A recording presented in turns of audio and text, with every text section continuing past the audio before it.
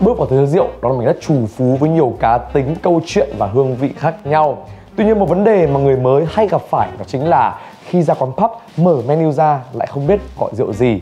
Cuối cùng, họ lại gọi chính cái loại rượu đã gọi 100 lần trước. Chính vì vậy, trong video thứ 2 của series Whisky 101 này, tôi chỉ cho bạn cách phân biệt các loại spirit hay còn gọi là rượu mạnh khác nhau.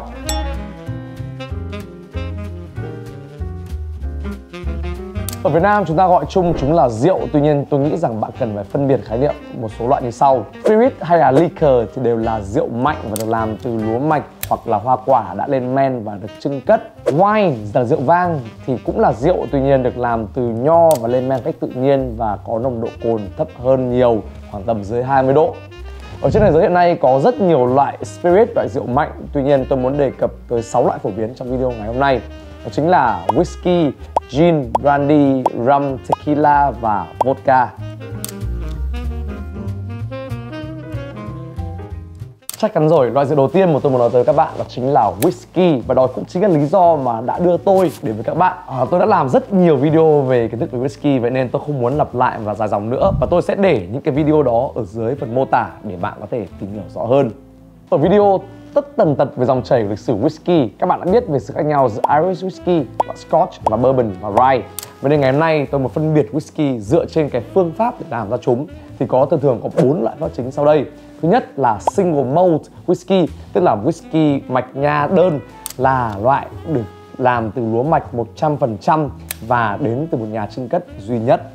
Thứ hai đó chính là blended whisky, nghĩ tới Johnny Walker, Chivas Valentine, tức là rượu whisky được đến và pha trộn từ nhiều nhà máy khác nhau, đến từ nhiều thùng gỗ khác nhau và có cả phần ngũ cốc lẫn phần mạch nha. Tiếp theo nữa, chúng ta có một loại khá là tương đương với cả blended whisky, tuy nhiên đây lại là việc họ không sử dụng ngũ cốc mà chỉ 100% mạch nha, đó gọi là blended malt. Y hệt như vậy, cũng pha trộn nhiều loại rượu khác nhau, đến từ nhiều nhà máy khác nhau, nhưng mà chỉ sử dụng rượu single malt. Và cuối cùng chúng ta có là grain whisky, tức là rượu whisky được nấu từ thập cẩm các loại ngũ cốc và không có một loại ngũ cốc nào nhất định cả. Một điểm đáng lưu ý đó chính là 4 cái loại whisky này thì thường được ghi rất rõ ở trên nhãn của chai rượu, vậy nên bạn hãy để ý chúng một chút. Có vô vàn cách khác nhau để thưởng thức whisky, tùy thuộc vào sở thích cũng như sự sáng tạo của bạn. Nhưng theo tôi, có thể thưởng thức whisky với cách chính sau đây. Nếu bạn muốn thẩm whisky, muốn cảm nhận được tất cả những gì tinh túy mà nhà chưng cất gửi gắm, thì tôi nghĩ bạn nên thưởng thức bằng cách là uống nít hoặc là cho một vài giọt nước vào. Và với những chai nồng độ cồn cao thì có thể cho đá vào. Khi uống nít như vậy thì cái ly chúng ta sử dụng khá là quan trọng, bởi vì dùng sai ly thì sẽ rất khó để ngửi được mùi hương của whisky, mà whisky thì thơm một cái mùi hương và nó còn hút một cái mùi hương. Ở chiều còn lại, nếu bạn mới tham gia, mới trải nghiệm whisky mà không chịu được cái nồng độ cồn cao hay là cái vị cay trong khoang miệng, thì bạn có thể cân nhắc uống cocktail mà có base là whisky, như là whisky sour, Manhattan hoặc có thể là Irish coffee. Loại rượu mạnh thứ hai mà tôi muốn đề cập tới đó chính là brandy. Brandy này thì có cái tên gốc mà tiếng Hà Lan đó chính là Brandewijn, tạm dịch là rượu đã cháy, và cái tên này thì được đặt bởi một thương gia chuyên buôn rượu từ Pháp sang Hà Lan. Cũng giống như cả whisky thì rượu brandy này cũng được chưng cất và ủ ở trong thùng gỗ. Nhưng thay vì sử dụng ngũ cốc thì nguyên liệu chính của brandy là các loại hoa quả như là nho, táo, mơ, cherry hay là đào. Mặc dù nó có phần base là hoa quả, tuy nhiên là rượu này có một cái vị khá gắt và cháy hơn rượu vang. Rượu brandy này ở Pháp được gọi là cognac. Ở đây, brandy được chia thành hai loại nức danh thiên hạ, đó chính là cognac và armagnac.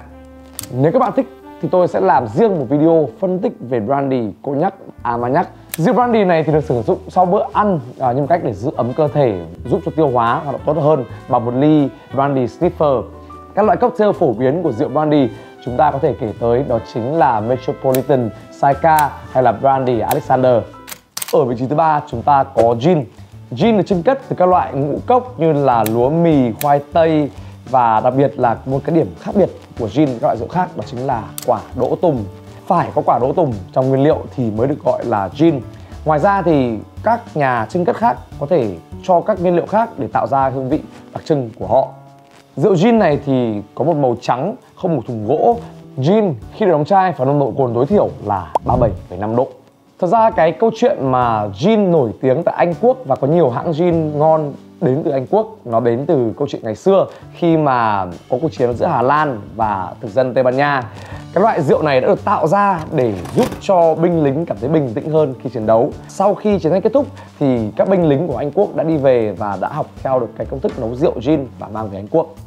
Đặc điểm của gin là không màu và cũng không có vị ngọt đậm đà như whisky hay brandy. Vì vậy, khi uống gin chúng ta sẽ thấy một sự khô nhất định đến từ quả đỗ tùng. Chính vì điều này mà gin là ứng cử viên số 1 để làm base cho các loại cocktail ít ngọt như là martini, gin and tonic hay là Negroni. Ở vị trí thứ 4 chúng ta có chai rượu rum. Rum là một loại rượu phổ biến và được ưa thích bởi cướp biển vùng Caribe. Chúng có nguồn gốc từ thế kỷ 17 và đã gắn liền với cái văn hóa hàng hải và những cuộc phiêu lưu ở trên biển. Theo thời gian, rum đã trở thành một món hàng hóa vô cùng được ưa thích trong vùng tam giác mậu dịch, từ đó du nhập vào Hoa Kỳ. Rượu rum thì được làm từ mía đường hoặc là mật mía, sau đó được ủ lên men và chưng cất. Sau đó thì họ có thể quyết định là ủ thùng gỗ hay là không ủ thùng gỗ thì sẽ tùy thuộc vào cái nhà chưng cất. Cái nồng độ cồn tối thiểu của rượu rum ở Mỹ là 40 độ, còn ở châu Âu là 37,5 độ.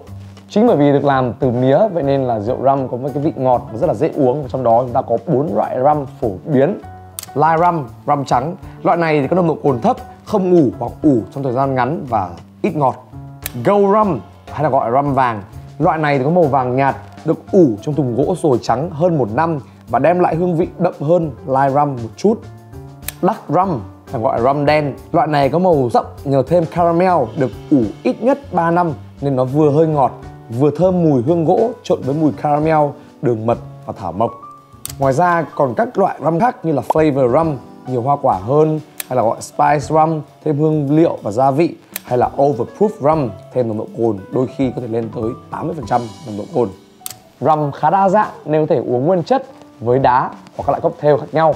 Một số loại cocktail mà có phần base là rượu rum phổ biến như sau và các bạn có thể đã uống rồi, đó chính là Pina Colada, Mojito hay là Mai Tai. Vừa rồi tôi đã chia sẻ về 3 loại rượu mạnh phổ biến ở trên thế giới và nếu bạn cảm thấy thông tin vừa rồi bổ ích thì hãy cho tôi một like trước khi chúng ta đến với 3 loại rượu cuối cùng. Tiếp theo đó chính là loại rượu Tequila. Tequila là một loại rượu có nguồn gốc ở Tequila thuộc bang Jalisco ở phía tây của Mexico. Tequila thì được làm từ loại cây Agave Azul Tequilana và đặc biệt là loại cây xương rồng này chỉ có tại Tequila. Quá trình sản xuất Tequila bao gồm thu hoạch, lột vỏ và nấu cây agave để lấy ra nước mía agave. Sau đó nước mía sẽ được lên men và chưng cất để sản xuất Tequila. Trong khi đó, Tequila Reposado được ủ trong thùng gỗ sồi từ 2 tháng đến 1 năm, tạo nên hương vị mềm mại hơn với một chút vị gỗ và vani. Có 2 loại Tequila chính, đó chính là Tequila Blanco, Tequila trắng và Tequila Reposado, Tequila ủ.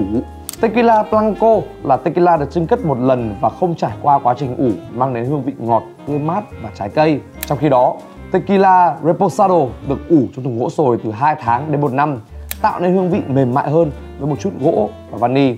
Mà thương hiệu tôi yêu thích nhất đó chính là chai Glass Azul Reposado. Có 3 cách chính để chúng ta có thể thưởng thức một ly tequila. Đó chính là đầu tiên uống nguyên bản, không pha gì cả. Cái thứ hai đó chính là chúng ta có thể uống với chanh và muối. Đó chính là cách phổ biến ở nhiều pub ở Việt Nam. Và cách thứ ba là chúng ta có thể uống cocktail mà có phần base là tequila như là Margarita, Tequila Sunrise hay là Paloma. Loại rượu mạnh cuối cùng tôi muốn nói tới đó chính là vodka. Vodka được xem như là quốc tiểu của nước Nga và là loại rượu được phục vụ trong các bữa tiệc của sa hoàng. Vodka có thể được nấu từ bất kỳ loại ngũ cốc nào mà có chứa tinh bột. Và đặc biệt là vodka sẽ không có mùi, không có màu. Cái nồng độ cồn tối thiểu của vodka ở bên châu Âu là 37,5 và ở bên Mỹ là 40 độ. Khác với quy trình tạo ra whisky, brandy hay rum, vodka không được ủ trong các thùng gỗ mà được chất lọc và xử lý nhiều lần qua bằng lọc để loại bỏ các tạp chất, trở nên trong suốt và không mùi. Có 2 loại chính chúng ta có chính là clear vodka. Clear vodka là loại vodka mà không thêm gì cả, nguyên bản, nguyên chất. Và trừ lại chúng ta có là flavor vodka khi mà các nhà chưng cất thêm các loại vị vào để cho vodka có thể dễ uống hơn. Vodka rất thích hợp để làm nền trong các loại cocktail do đặc điểm trung tính, những nổi bật hương vị và thức uống của nó.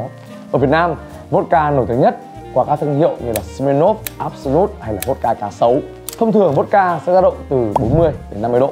Chai rượu vodka nặng nhất trên thế giới có nồng độ cồn là 96 độ, có tên gọi là Spiritus rectificovani. Theo tôi thì nếu mà uống chai này thì chúng ta sẽ nên chạy ra hiệu thuốc mua lọ cồn y tế uống thì cũng không khác gì cả. Có vài cách để chúng ta thưởng thức ly vodka. Đầu tiên là sẽ uống theo kiểu kinh điển, chính là uống theo shot.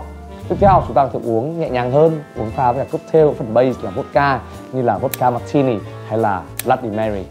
Và vừa rồi chúng ta đã cùng nhau nói về 6 loại rượu mạnh phổ biến ở trên thế giới. Và đâu là loại rượu mạnh bạn ưa thích mà muốn tôi nói thêm thì hãy cho tôi biết ở phía dưới phần comment. Xin chào và hẹn gặp lại.